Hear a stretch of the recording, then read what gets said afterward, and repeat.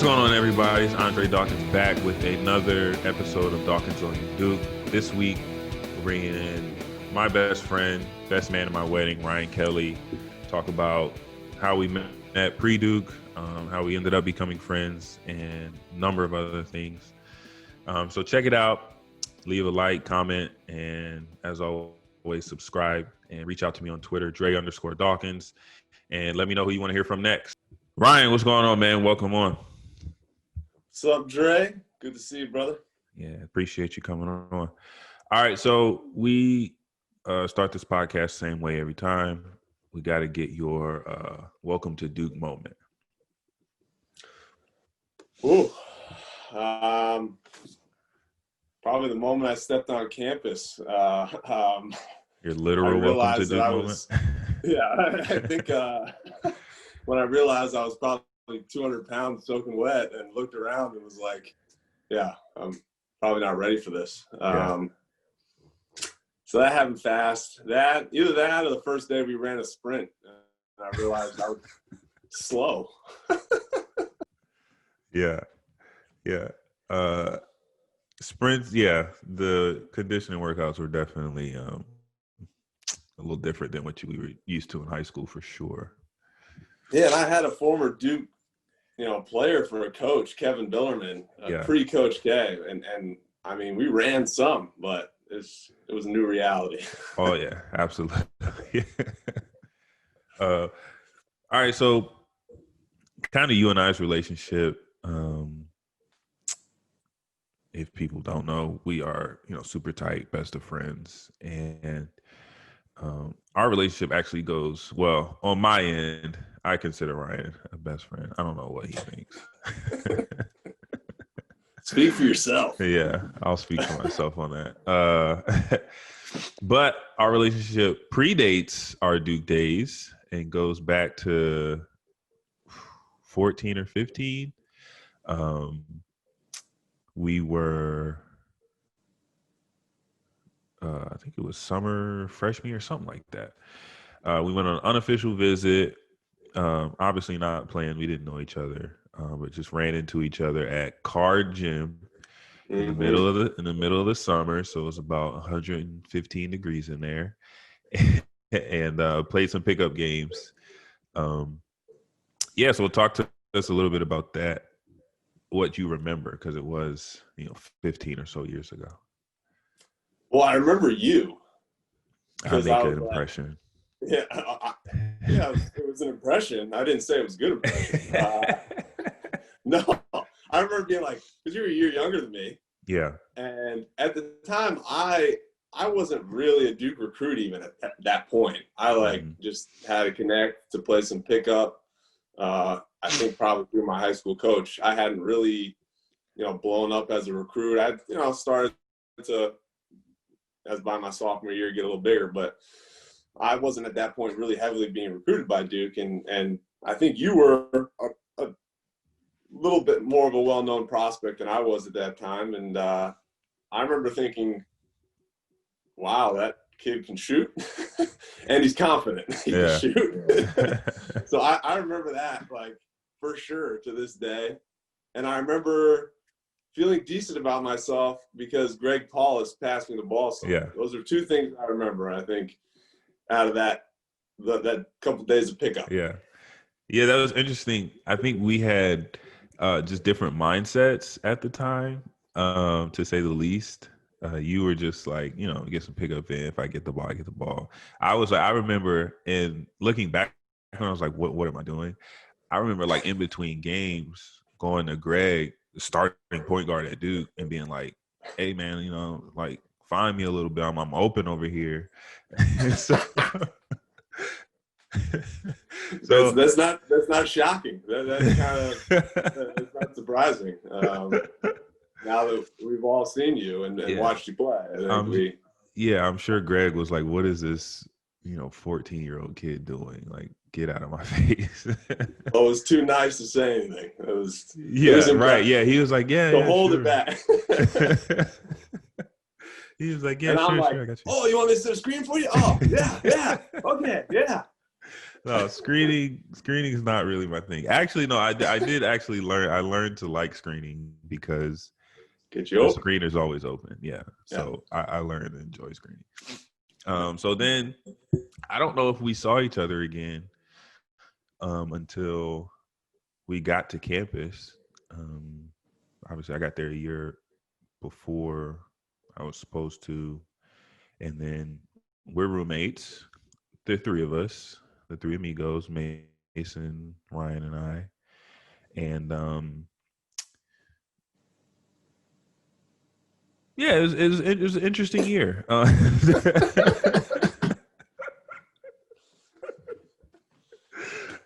Yeah, it was an interesting year. I probably wasn't the best roommate in terms of getting my alarm turned off in the morning. Yeah, it was Wale, Yeah, Pretty Girls. yeah. It ran for a while every morning. You weren't the cleanest. No, Well, for being honest, you weren't the cleanest. my wife will attest Three to that. people in one room is not ever a good thing. Not the best, not the best setup.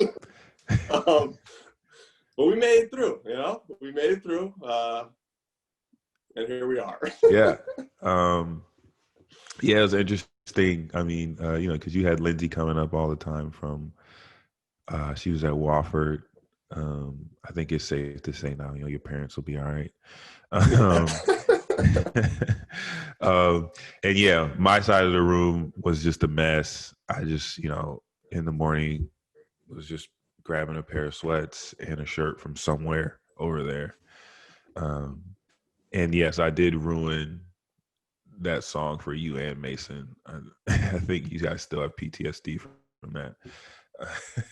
First week, I was like, "Oh, this is a new song. I like this." Yeah. After about a month, it was like it turned fast. So to be fair, we weren't the best of friends. I mean, we didn't dislike each other. We were teammates. It was fine, but we weren't, super best friends running around. We were on different social paths, I think. Freshman year, I was enjoying college. I think my mother would say you were a social butterfly. Yeah, I was. You were flapping your wings. Yeah, I was definitely flapping the wings a little bit freshman year, to say the least. I'm not going to get into that any deeper. So then we went, and I remember, I don't know how it came about, but you and I just started taking a stroll around Lucas Oil for some reason. And we got that big bracket. Yep. Yeah, they had this huge bracket on the wall somewhere. I don't know. And we were like, can we take this? Yeah, it was being filled in. Like people were, the media or something was filling it in. Yeah. And we're like, can we take this? And I don't know if anyone was even in there to say no, so we took it. I was going to say, I don't know if we asked. So yeah, we took that, and man, I wish we would have known where that ended up because we never saw it again. That's what I was going to say. Where'd that go? I don't know. It was really cool. And we ended up moving into an apartment together. It would have been a nice piece for the apartment. It would have. But then, so a few weeks after that, we're meeting with our academic advisor, and not together. We individually meet with them, and talking about the next year, where we're gonna be living, and we're going from 3 roommates to just one roommate. So from three in a room to 2 in a room, sophomore year, and so Kenny says to everybody, all 3 of us, who do you want to room with? So I choose Mason. Ryan chooses Mason. We had Todd. Now. Yeah. We also had. 4th. Yeah, Todd was a 4th, so it's gonna be 2 and 2. Needless to say, set an awkward moment for Kitty. I think we both had each other last on each other's list. Yeah, absolutely. Yeah. Ryan, especially going into sophomore year, the room was a lot smaller. So Ryan was like, I don't want this dude as my roommate. It's gonna be a total mess. Which maybe it was a little bit. So then Kenny kind of brings Ryan and I in together, and he says, basically mediates the situation and tells us. It basically was. It was like, I was like, all right, like, if we're going to do this, Andre, first of all, Pretty Girls has to go. Second of all. Yeah, that was first on the list, yeah. Second of all, a little bit less messy. How about that? Yeah. I won't even ask I want to ask for cleanliness because I'm not clean. Yeah. I just want not messy. Yeah. So, yeah. And you were probably like, Ryan, you need to leave the room sometimes. Yeah. So we got stuck together. But it worked out. We ended up sophomore year, got really close. I toned down the social butterfly a little bit. And yeah, most of the year we were either in Cameron or in our rooms playing video games. Portal. Yeah. Portal, great game. Portal 2. We did the co-op of that. Played Need for Speed a lot. A lot of Need for Speed. I got pretty decent at Call of Duty that year. But yeah, it worked out. We ended up, that was the year that we kind of really got close, just from spending a bunch of time together. And we were like, oh, I was like, Ryan's not terrible. And he said, Andre can kind of keep his side of the room clean. That was the only standard I had. Yeah, so I met it, and Ryan was like, all right, I'm cool with it now. I mean, it helped that was the year first semester we had those super early practices. So, we had to get up together and walk over to the gym together. And it'd be awkward. We're in the trenches together. Yeah. As they say. Yeah, it'd be awkward to walk over for 15 minutes and not say anything to each other. So started talking, had some things in common. Turns out I didn't love the social butterfly life. I was more of a hermit. And it's better for the basketball career. Yeah. Then we move next year. We get to move off campus, and it turns out we liked each other enough to say we're going to get an apartment together. Really nice place, actually, brand new. And Ryan got the master, obviously, because I think you found it. So, I mean, I just said I'm taller. I get the bigger room. Yeah, that's fine. Plus, you had a live-in girlfriend turned wife. So, my mom doesn't know. Yeah. Hey, Mom. Well, she might not be listening, so it's all right.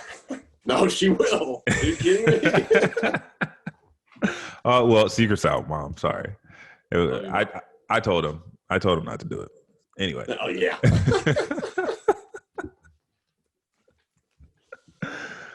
Yeah. Good times in that apartment, and then fast forward, we're in each other's weddings, and it's all good, and we're still decent friends, I guess. I don't know.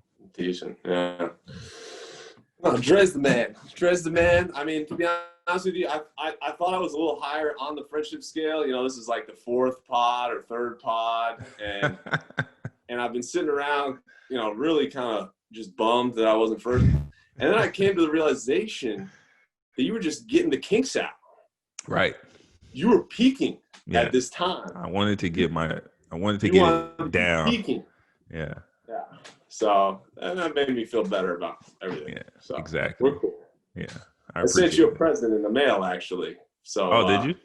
Yeah, you can expect that. Nice. Sean sent me one as well, like immediately. Of course.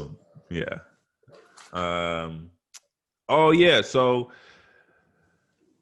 I know, but some people may know you are married to um, the woman formerly known as Lindsay Cowher, who's now Lindsay Kelly, who is the daughter of one Bill Cowher, former head coach of the Pittsburgh Steelers, Super Bowl champion. So, what was that like? Did you know prior to you guys starting to date, because you are high school sweethearts and all? And what was that like meeting him? Yeah, I did know because it was, a pretty big deal when he was kind of. But the year before he retired, his family moved to Raleigh, where his wife, who has since passed, but she's from North Carolina, and they both went to NC State. So, the year before he retired, they moved down and were going to my school. Lindsay was going to my school, Ravenscroft, and he was still coaching that year for his kind of final year. And so I didn't start dating Lindsay that year. So I met him before I ever started dating Lindsay. The year after he retired, he was like helping out at my high school with their football team and stuff, which our defense was all of a sudden just out of the blue. Oh incredible. yeah, gotta get better. It got better like that. So I had met him just, with my mom. I don't know, everybody knows the whole story, but my mom's the head of the school at Ravenscroft. She runs the whole deal. So at some point I was introduced to him as her son, and then started dating his daughter junior year, February of junior year, or both our junior years of high school. And, then the dynamic shifts a little bit. Tiny bit, yep. But no, he was always super cool. Obviously I had to get her home on time, but I think that's how I'm going to be as a father too. So I think that's pretty fathers. Standard. Yeah. But he's awesome. I mean, he's super supportive, loves basketball. I mean, he'd never admit it, but I think he likes basketball better than football. Likes to talk about his high school basketball career quite a bit. I didn't know he played. That's dope. Yeah. I don't know what I believe to be, stats wise. I don't know what I believe, but his football stats speak for themselves. So yeah. I'll believe that. Yeah, absolutely. Yeah, Bill is one of the coolest guys. I don't know if I had met him before y'all's wedding, but at the wedding, he was like the life of the party, man. He was having a ball. He had a good time. Yeah, he had a great time. So that's when I was like, oh, Bill's super cool. Shifting over to your Duke days on the playing side, not on the roommate side. What made you say, I'm going to go play basketball at Duke? I always say it was kind of just a gut feeling. My recruitment was interesting because I was obviously a pretty big recruit, as most Duke players that have the opportunity to go to Duke tend to be. I was a pretty good student too. My parents were both educators. So for that reason, I think I was hot commodity because I don't think anybody felt like I was a one and done kind of guy. And they were hopeful that I wasn't going to be an issue in terms of the classroom. And so I kind of had my set list of schools that were all like, really good academically and really good at basketball. And I think the one where I really got the gut feeling is I took all of my official visits. I used every single one of them and a couple unofficials because I went to Duke in North Carolina, close to home, Wake Forest. So I've always made a point of playing pickup. I don't even know what the rules are now or if guys do that, but I would always play pickup when I went on my official visits, and just try and get a feel for the team, the personalities and all that. And most places you could tell they were like, okay, we need to get the recruit the ball. Yeah. It was like, feed Ryan. And I'm like, I mean, obviously I thought I was good, but I'm like, wow, I'm really good. This is, high level D1, and I'm killing. Yeah. And then I went to Duke for pickup, and it was like I was already there, and I was coming for somebody's spot, and no, they did not want to give it to me. Yeah, absolutely. And I actually remember, I believe it was Nolan and John got in like a fight, not a fist fight, but like a grappling match during pickup. And for me, for some reason, that just stuck. I was like, man, I like that competitiveness. I like that, like, just that feeling stuck with me. And that was a big part. Obviously, there's Coach K calling me from. He's all right, I guess. He was calling me from China, Yeah, at the Olympics. Going, hold on, Kobe and LeBron. I got to talk to Ryan. He's more important right now. Yeah. But that moment was really big, I think, in my decision. Yeah. Yeah, I want to harp on two things that you said. One was, for any kids listening, be good academically, because one, not all of us can be 6'10", 6'11" like Ryan and be able to shoot the ball and score the ball. And two, there are so many players in high school that are good players. And that's one thing that can separate you. And that's kind of one thing that I focused on in high school too, was being a good student, because I think that separates you a little bit when it's close talent-wise, because coaches don't want to deal with the headache of a guy who may or may not be eligible because he can't get the correct grades. So, yeah, I think that's an important part of coming up. Man, my mom would be proud with that, right? Yeah, you said she was listening, so I had to throw a little education nugget in there for her. Then the other thing was the pickup. Just feeling like you were a part of the team is, I completely agree. Having come and play pickup personally, and then being there and having guys come in and play pickup. We don't take it easy on anyone. I was like, especially if a guard was coming in for pickup, I was like, I'm trying to light this dude up, because it's, we're trying to set the tone. Like, you come here, it's not going to be easy. So then freshman year, you come in, not playing a ton.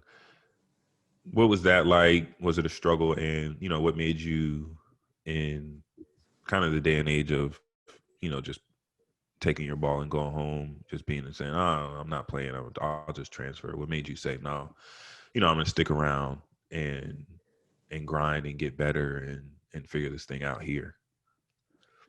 Yeah, I mean, first off, it was incredibly difficult. Coming to Duke, I was, like I said, as many of the Duke basketball players are. I was the McDonald's All-American. I was the Gatorade Player of the Year. And I don't say that to toot my own horn. I say it because I got there and realized so's everybody else. Everybody here has all those accolades and is 3-4 years older than me. Yeah. And physically more mature, mentally more mature. I was long distance with my girlfriend, who became my wife. So there was a lot. There's a lot thrown at you that first year especially if you're not ready. I wasn't ready physically. That was, for me, I mean, you don't know it at the time, but I can look back and say physically I had no chance, because, I came in as a recruit considered a shooter at 6'9", 6'10", and the truth of the matter is I was considered a shooter because in the McDonald's game, I won the 3-point competition. Mm-hmm. And I would shoot some threes in AAU. It helped that I was playing with John Wall, so I was open a lot. Yeah. But in high school, I barely shot any threes. My game was all like, elbow and mid-post and block and stuff. So like the expectation was I was a shooter, and I was like, I'm not really a shooter. I practiced a lot shooting, but I hadn't shot in games, let alone ACC level game speed, and didn't have the strength or the quickness. I don't know if I still have those things, but so that was difficult. And no, I mean, that first moment, if we're being honest, that first moment of having a DNP of your career is like the worst feeling in the world. And I remember mine, it was, at least I think I remember mine. I black out a lot of DNPs. I try not to remember those. But the one I remember the most was playing at Wisconsin, and in the ACC Big Ten, right? Yeah. First time we lost. Yeah, lost to Wisconsin, and having, I can't remember who, but one of our coaches constantly, obviously saying, be ready, you're going to get in there, just be ready, stay mentally ready, and then not getting in. It's about one of the worst things as an athlete and a competitor, one of the worst feelings you can have. And I think for a time that led to just, negative feeling about myself. You just feel down, you feel negative. I don't know when exactly, but at some point it kind of shifted to, then I got to work harder. Right. It certainly shifted to I got to eat a lot more to gain weight. Yeah. But yeah, that was a very strange feeling, winning a national championship that year. And,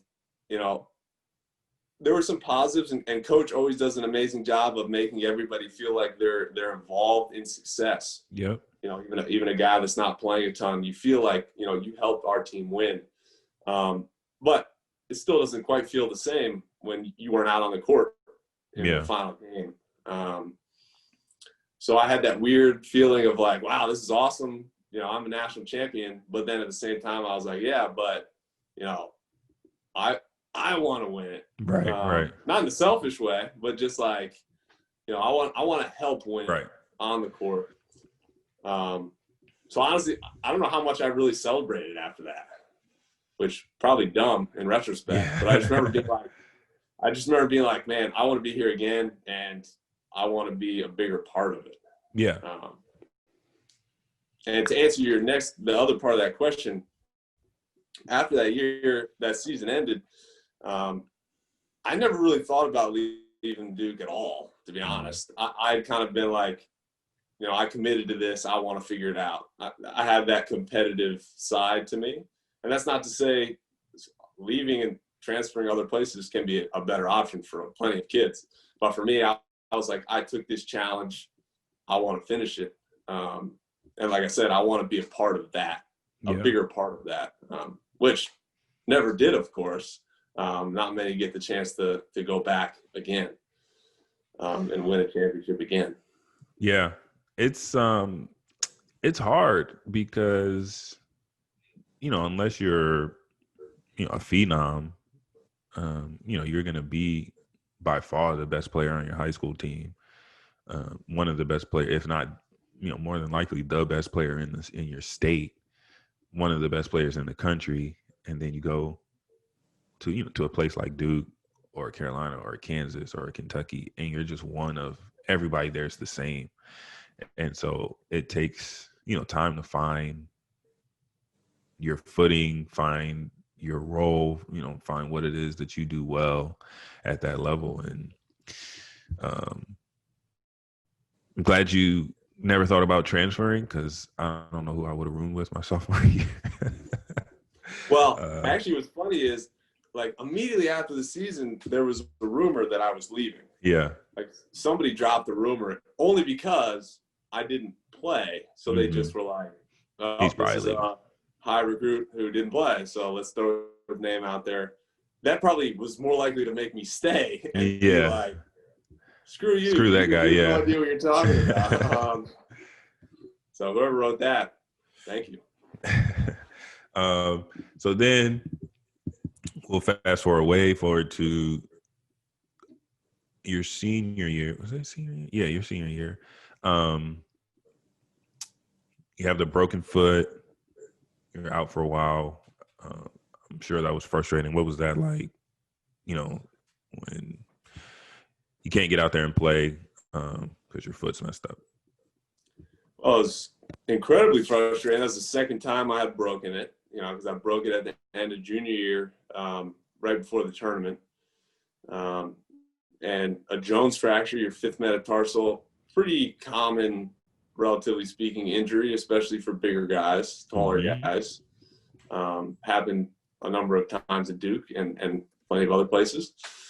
That second time was especially frustrating because I was playing really well at the start of the ACC season. The game when I broke it, I believe we were playing, I want to say Clemson at home. And right before half, I broke it. And I think at half, I had outscored Clemson. I had like 19 or 17 or something like that. And we held them to like 15 at half. Yeah, so things were going well. Yeah, I was playing well and broke my foot. And I kind of knew it right away, though I got fouled on the play and made the free throws and tried to keep going, but I had to come out. And yeah, that was a frustrating experience because I sat and took a while hoping that I would get some healing, that there would be some healing of my foot, which is not normal with a Jones fracture. You normally have to have surgery, and because there's not a lot of blood flow there. And I had this big decision, which was, my senior year, last time to play at Duke. If I get the surgery, I could be ready for, some pre-draft workouts for the NBA, and start my professional path, or obviously try and play on it, give it some time to rest and heal, and then try and play on it. And the longer I waited, the less likely I was going to have a chance to be ready for anything pre-draft. And ultimately made the decision to play. I got a number of opinions from different doctors, and a doctor in Charlotte actually told me that if you were my son and I was in your situation, not just as from a doctor's perspective, but just your entire situation, if you were my son, I'd say go play. And I listened to him and I played. And that obviously was probably individually my most well-known game at Duke. Legendary. I was just about to get to that. Yeah. So you come back from the injury, and yeah, I think one of my favorite games ever. Probably a little bit biased because he's the best man at my wedding, but one of my favorite games to watch, because you come back, your foot's just still jacked up, but you're playing. You come out, hit your first three. You're telling everybody I'm back. Oh, wasn't that one? It wasn't your first one? No. So, well, first of all, I practiced one time the day before. Well, I'll stop you there. You and Seth had the best life senior year. Because Seth was dealing with his stress fracture, so he never practiced. And then you come back from yours. I'm sure, were rarely practicing. Yes. But you get to play in the games. That's like everybody's dream. It was nice. It was nice. But I had that one practice. Like, that was actually because it was like the decision to come back. And then I practiced the day before the game. We practiced for like 45 minutes or an hour. Like, that was the first time doing any contact or running up and down. And I don't even know if this whole story is out there, but like, I was literally wearing a half cast, like, in my shoe. Yeah, I remember. And it was hard to explain, but it was like a hard cast in my shoe, which is amazing. I can move at all. I was not the quickest guy, and it didn't help. And that didn't help. Yeah. No. But that's how Duke handled fit in that situation. That was all we could do to try and protect my foot because my bone was still broken. And I practiced that one time, and coach came up to me after the practice, and he was like, "So you look fine. You want to play?" And And that's not a question you just say no to. So yeah, exactly. Obviously, I was like, yeah, I mean, at this point, why not? I mean, there's only so many games left in the career. Once I decided to come back, it was like there was nothing to lose. right. And I called my parents that night, and I was like, yeah, when I wasn't playing, they weren't coming to every game. There were some of them that came, but not all of them. Mm-hmm. And I called and was like, I think, I might play, quote unquote play. I don't know how much I'll play, but, I'll be in a lineup. And like the last second, they're like, all right, we'll come. Just to hear the crowd. See Ryan out there. Who knows if he's playing another game or not. At that point, I didn't know. Yeah. I was going to play. And long story short, right before the game, coach was like, Ryan, you're going to start. And I was like, oh, okay. Okay. Here we go. And I think for me, the most memorable moment at an individual level of my career was having my name called in the starting lineup, and how, deafening the noise was and the cheer was. That will always hold a special place in my heart, that moment. And then we got back to the huddle, and coach drew up a play for me. And it was for me to set a little back screen and pop and shoot, on the wing or whatever. Worked perfectly. Got a wide open shot and clanked it. Missed my first shot. See, I had blocked out the misses. As far as I'm concerned, you didn't miss that night. Important part of the story, though, because it could have ended right there. Yeah. The story could have ended right there. Get him out. He's not ready. But it did not, and it turned into a pretty good night. Yeah. What was that, 35? Something like that. It was. I was hot, and I tend to say I don't remember. Like I said, that was a moment of, who knows what happened. You're in a different place. Yeah, I couldn't tell you. And I actually, the couple of games after that, continued to play very well. And it was like a shock for our team, I think, because I was probably shooting more. I was on fire, and I was probably shooting more than I even was before my injury. It became kind of like this weird, well, what do we do with Ryan? He's all of a sudden just hitting everything. But at the same time, as my role was increasing, my foot was deteriorating. And actually during that Miami game, there was one point where I had to go to the locker room, I think in the first half, because as much as that cast protected me, it also just tore up my foot. Yeah. So I had like a shoe full of blood from it just tearing, just not my broken foot, but just tearing up, wearing that thing inside of a shoe was not pretty. Yeah.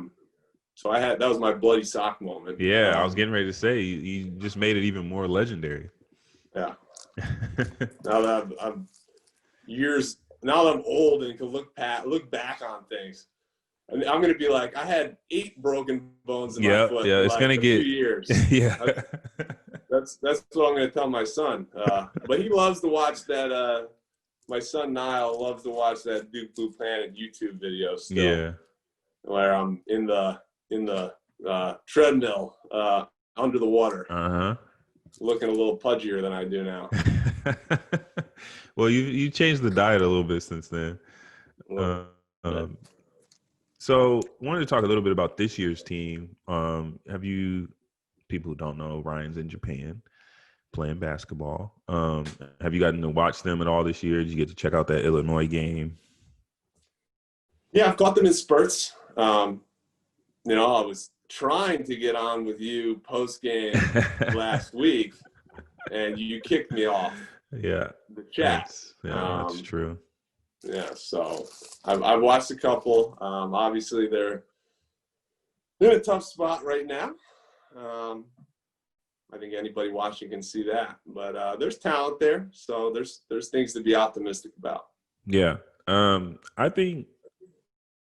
Yeah, I'm not gonna throw in the towel just yet.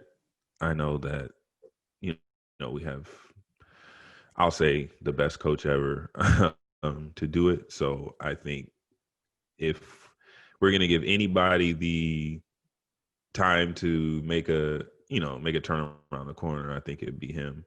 And you also have to understand with COVID and things like that and the restrictions, they haven't had a chance to practice and play together as much as they would have in a normal season. And, they're still trying to figure it out. Bunch of young guys, most of the team is 19 and under. So yeah, I think it's a team that, and I said this on Twitter the other day, that come February, I think that'll be the time to really evaluate what that team is going to be. Because, it's going to take time. It's going to take time for them to figure out their identity. I think defensively, they're far ahead of the offense at the moment. And the offense just isn't good at the moment. And their best offense is moving quickly in transition. Once they get in half court, they struggle a bit. So yeah. Yeah, I think they got to get a little more from their veterans. I mean, Matt has been pretty consistent, but the rest of their veteran group just has to be better. And if I'm being honest, and the youth is going to take time. I mean, I don't think they have guys that have a ton of talent, but they weren't necessarily the Zion, step on the court and be immediately 20 and 10. Right. So there's going to be a lot of growth there. And at Duke with the staff, they're going to have individual development and team development. So, I'm optimistic. Like you said, it's certainly not – that was two really good teams they lost to, too. Yeah, yeah. I mean, there's two top 10 teams, and Illinois is, really, really good. Yeah. Obviously, as former Duke players and Duke fans listening, we have incredibly high expectations. Very high. Any loss is major disappointment, but I wouldn't give up on them quite yet. Yeah, I'm trying to not be the back in my day guy, but it's good. It's good. We didn't lose any non-conference. Non-conference at home game. Oh, good. Where is the program going? So jumping into your professional career, I mean, what was it like? What was the night like? You got drafted, got the call from the Lakers. What was that like for you? I mean, it was awesome. I was with my whole family. I kind of had an idea that I was going to be drafted around that time, but honestly, the Lakers were not really a team that I thought my name was going to be called. I thought the next pick actually was Chicago, and they were looking for a stretch four, and they ended up taking Eric Murphy from Florida right after, and I thought that's where I was going to go with Tibbs there, and I met with Tibbs, and he said, "Do you mind being screamed at?" And I said, I played for Coach K. Right. I've been screamed at. Yeah. Well-versed in being yelled at. Yes. And so it was awesome. I was with my whole family, had a bunch of people over, and it was funny. She was my fiance at that point. Lindsay was not there. She was teaching in South Africa at the time. And her sister and brother-in-law were at our house. And he, for those who don't know, was a professional hockey player and had been on the LA Kings. And that year had been traded to anyway, he ended up on the Carolina Hurricanes. Yeah. And then I was drafted out to LA, and she was like, everybody's all happy, and she was like so sad because she knew we had literally just flipped places. Yeah. And her sister was going to the other side of the country. But so it was awesome. I kind of wanted to be alone in that moment, but to have gone from a place like Duke, where obviously you're loved, you're hated, to a similar situation with the Lakers, where fans all over the world and people that hate you all over the world. At least I was prepared for that part. Yeah. I was gonna say, like, it is very similar.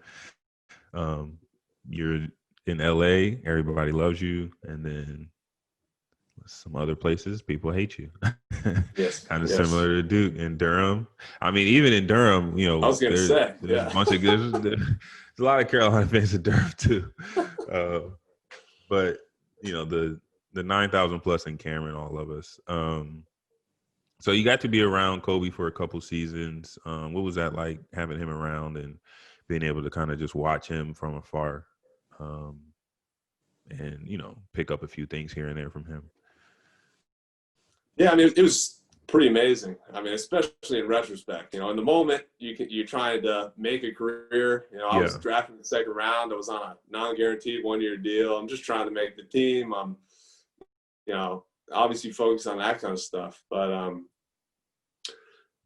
pretty amazing to be able to say that I spent the last 3 years of Kobe's career with him. And even more amazing, obviously, now that we know what has happened. But those are certainly times I won't forget. I learned a lot from him. He was at the tail end, obviously. He was hurt. 2 of the years he was hurt. And physically was just trying to play as many games as he could. Right. And so, he wasn't getting a ton of practice time because he was just trying to take care of his body so he could go out there. Because he knew, especially that last year, it was for the fans. Yeah. I mean, it was for him, but it was for the fans to be able to. He always tried to play our away games in another team's arena at least once to make sure that those fans got the opportunity to see him. But I learned a lot. I think we had a mutual respect because he played for Coach K, had a ton of respect for Coach K, loved Coach K, felt that I was a pretty hardworking and cerebral player who studied the game. And that was, Kobe was all about that. He knew, he watched so much film. I mean, he knew every detail about every player in the league. He knew he could call out plays before they were run by the other team. Yeah. So in that aspect, I learned a lot. Anybody that watched his final game, you learned a lot about that man's resilience. Yeah, for sure. And obviously his ability, but as much as it was amazing to score that many points, it may be more amazing to shoot that many shots physically. And it's easy to forget that he started out terrible. He started out like 1 for 12 or something. Yeah. Now it's a little easier to turn it around when you got 38 more shots to get up or whatever it was, but still, nonetheless, just incredible. Yeah. I think that's something I saw as well. Spending a little bit of time around Dwayne Wade. Those guys have been in the league so long, they know everything that's happening on the court. And I remember I would be watching D Wade, and it wouldn't seem like he was like working real hard on defense, but it was only because he was already, he knew where he was going. He knew where the guy he was guarding was going. So he didn't have it wasn't like, oh, what am I doing? What am I doing? He's like, okay, you're going over here. I'm going to be over here. And then you're going to go over here. Ball's going to go over here. I'm going to be in help over here. So it wasn't, you look at it and you're like, man, he's not like, just going hard, but he's in the right spot all the time. It's just playing these teams over and over and over again. They just have this like sixth sense about what's going on, especially on the defensive end. 100%. Kobe was so meticulous, man. Anybody that's watched him knows his footwork was incredible, but like he practiced that stuff. Yeah. He would do it for long stretches until it was perfect. It was pretty amazing to have. That's certainly something I'm going to be telling my kids, that's for sure. Yeah. So then post Lakers, it was kind of tough. Trying to know what's happening, what's not happening. You're getting picked up, getting waived a couple times. Talk about that frustration of, not really being able to find like a footing for a little while there. Yeah, well, I mean, it kind of starts with my Lakers career. My rookie year was probably my best year in the NBA, and I was playing for Mike D'Antoni, and it was really a perfect fit for my style. And then there was a coaching change, and we had a new style of play, and our personnel put me in a position where I actually started more games my second year in the league, but I started them all at small forward. Yeah. Which I wouldn't say was my natural position in the NBA. Yeah. I tried, but I started games on D Wade, like defending D Wade and Joe Johnson, and guys that were a little quicker than me. And so I had a tough time in that role, and didn't play particularly well. And then the following year, kind of the Lakers were in the transition, going even younger, had a bunch of young draft picks. And it was Kobe's last year. Played some, but not a ton, especially because my agent kind of been like, all right, Ryan's not a 3, he's a 4. Because that year, there was some stat that was like, there were 2 players that were 6'10" or taller that played like X number of minutes at small forward. And can you guess the other one that wasn't me? Kevin Durant.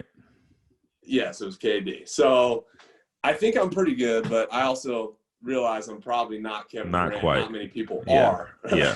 That's not like something to be upset about. Exactly. I'm not crying myself to sleep at night over it. So that last year I didn't play a ton, and so went into the offseason, a couple years in a row of not really doing much or playing that well, and didn't have a ton of opportunities. Kind of had to show who I could be again.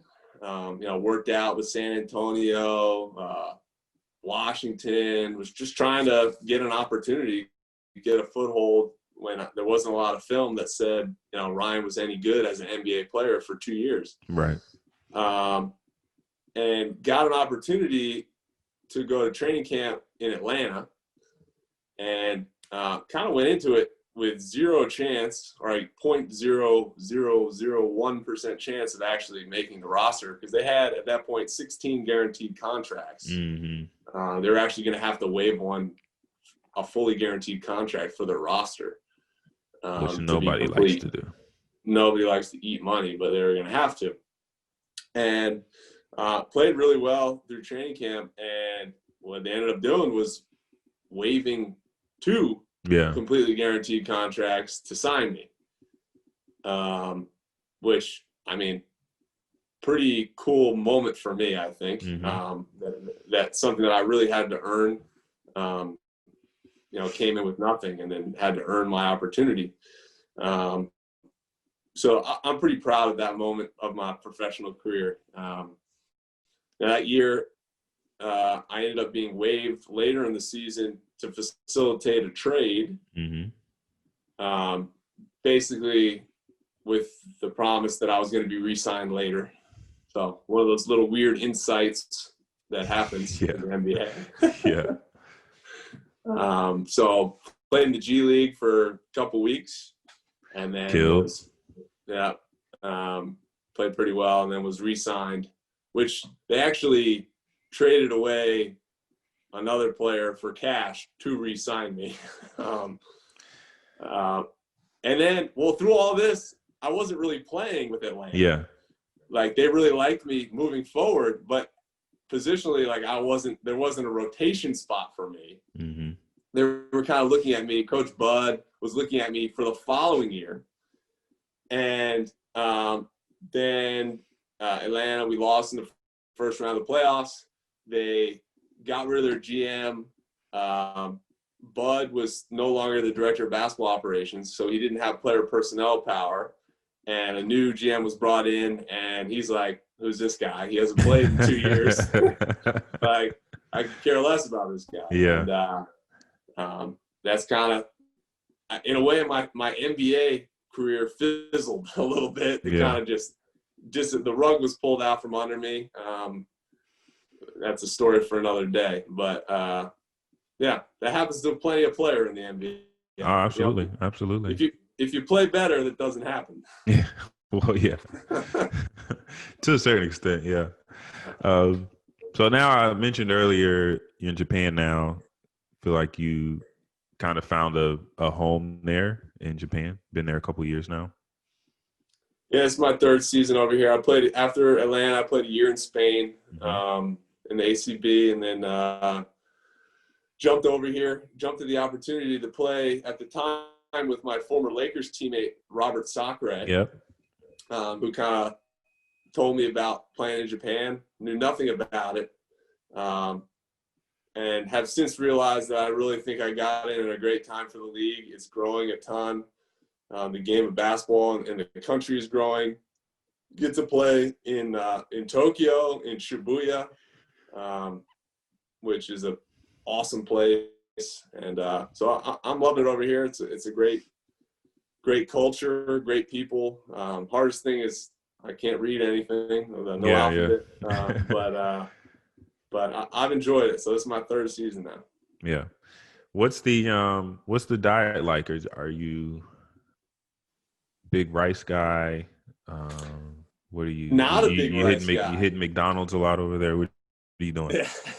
I haven't hit McDonald's once. There's one like right by my apartment. Oh wow, you better than me. Better than me. Yeah, I've avoided. No, when I came here, I had no idea. I mean, obviously I knew what Japanese food was. I knew I liked sushi, but I didn't know what I was walking into in terms of, what kind of food would be available. It's a scary world, places you haven't been. And I always laugh. I got off, I was picked up and you drive into my city and like by the apartment is like Krispy Kreme donuts and Kentucky Fried Chicken. And I'm like, oh, I'm good. I'm good to go. Those two spots, I'm straight. No, I haven't. Well, I won't say I haven't eaten at Krispy Kreme. Yeah. I have not eaten KFC or McDonald's. There's Burger King. So, yeah. So, no, actually, the grocery stores carry, anything that I would need or could ask for. I'm here by myself this year. My wife and kids, due to COVID and everything, they're all back. So my cooking game is on a whole new level. Well, here's the thing that I know you're a little chef over there. Yeah, big time. Or barbecue master. Yeah, that too.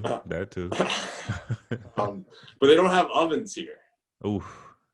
No oven. So I got the stove top. Yeah. I got an air fryer just recently. I was getting ready to say the air fryer is the key to everything. Huge. Just used it tonight for some broccoli. There you go. There you go. Do you have the multi-purpose bake, toast, fry, all that stuff? Or is it just air fry? Dre, I have the air fryer that I got off Amazon Japan. I don't know what it is. I don't know what it is. All right. Well, yeah, you got the air fryer, so you're good. All right. So how we end the podcast is you got to give me your all-time Duke starting five and a sixth man. Oh, wow. Put you on the spot. Yeah. Well, I'm in there. Yeah, obviously. Peak. Because I would never Ryan. put any list without myself. Is it Duke career or Duke just anything you want it to be? Yeah, make it your own. Give me peak. I'll take peak performance. Duke 5 and 6 man. Okay, Leitner, Grant Hill, Jay Will. Okay. Kyrie. Okay, small backcourt. Yeah, I don't care. We're getting buckets. Yeah, no, you will. I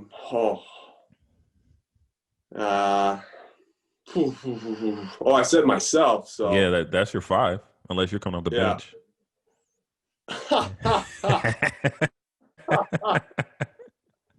I'm the coach, right? Yeah, you player coach. Yeah. And our sixth man, other than you, I might have to say I was always a really big fan of Dunleavy. Watching, those early 2000s basketball. And that Dunleavy was a guy who, one, I played with in Atlanta, so I got to know pretty well, and as well at K Academy. So I have a lot of respect for him as a person as well. But he was a guy that, like, Coach showed me, trying to be like, this is the mold of a player that we would like you to try and be. I don't know that I was or became that, but he was somebody I always really liked. So I slot him in there at the 3. And there's my 5. That might not be everybody's 5, but that's Ryan's 5. Yeah. 6. No, I think that's a pretty good team, because Dunleavy you can bring in at the 2, 3, and 4. You got some cool lineups there. Elton Brand was a tough not. Yeah. Elton he was a monster. Yeah. So. But all right, that's all I got for you. Thanks for joining. I know it's kind of late, so get back to Lindsay and get some rest. And good luck the rest of the year. Appreciate you, brother. Hopefully I didn't bore your fans. We'll see what what they say about this one. All right, brother. I'll talk to you. Yep.